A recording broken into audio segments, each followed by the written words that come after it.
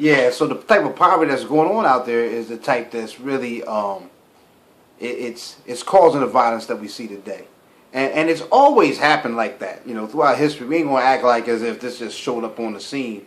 You know what I'm saying? But in all cultures of population since the beginning of time, those people who were impoverished were the people who committed more acts that were considered violent or criminal, and the way to deal with that is, you know, we got to find ways to address it. Especially if you're tired of us being the ones who are on the losing side of that. You know, it's just sad that we keep on taking this face on this so-called hood representation of like, I don't know, F that. I'm gonna do it like I feel like doing it. The hell with everything. Like, can't we see what that's causing? Like, can't we really see what that's causing? And don't we care enough to do something about it? Now, some of y'all might be looking at me like, Keno, yo, you funny as who knows what on this stuff, yo. Or, Henry, why you all up to all this here, man? Like, who really cares, man? Like, who do you think you are? Like, well, the thing is this, right? Before the next one of our children die, I don't want to be in that conversation of like, I'm so sorry. I want to try to do something to, you know, heal that before it can happen so we can all be so happy. You know, like, the most hurtful thing is when I see some of my friends that they just lost their child. You don't feel that pain. I mean, we feel each other's pain, but not like right then. That's some incredible stuff right there. That's a heavy load, man.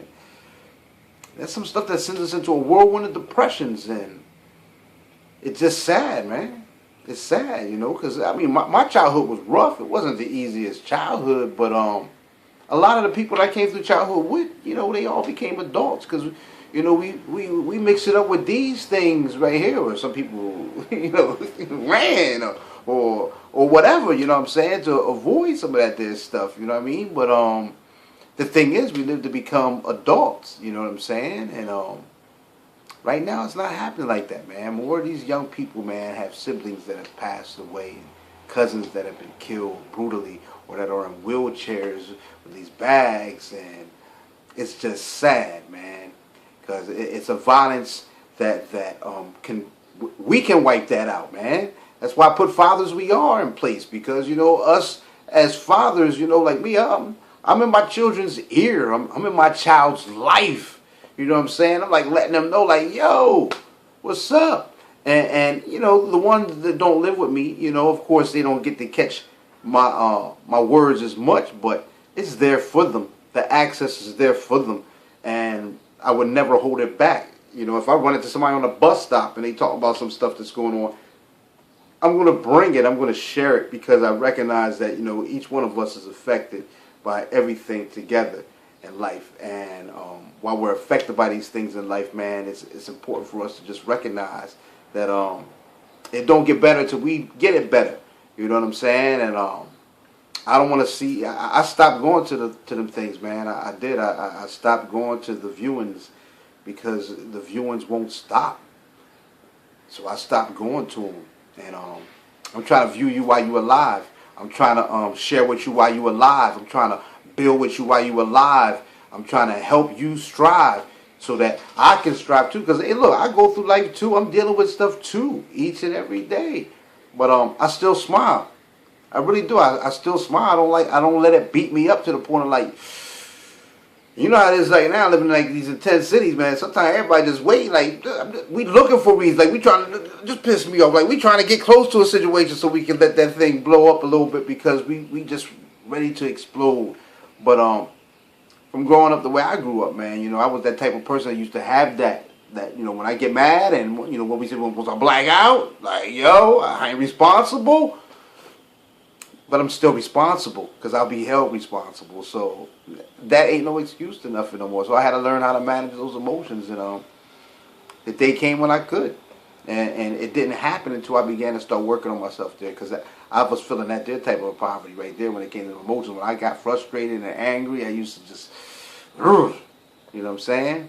And I'm just fortunate that it didn't take me to some places where I can't come back from. You know what I'm saying? Or have people out there looking at me some type of way because I did some type of serious harm like that to somebody in their family. Thank God I don't gotta be that dude that gotta, I can't be around here right now. I gotta be that guy. You know what I mean? I can be wherever it is. You know what I'm saying? And what I'm trying to be though is in your world. I'm trying to help us wake up, man. I want to save the next life, man. And I'm hoping you want to save the next life too. And I don't mean man, like I'm talking to just man. It just comes out like that. You know what I'm saying? But I'm just saying. I mean this to you ladies too. You got sons. You know what I mean? You got daughters. We got children. It's time for us to raise them up right, man. Because I remember this, and it's real rap. When I was growing up, a lot of us didn't like the strictness, the rules, the structure that we were brought up in.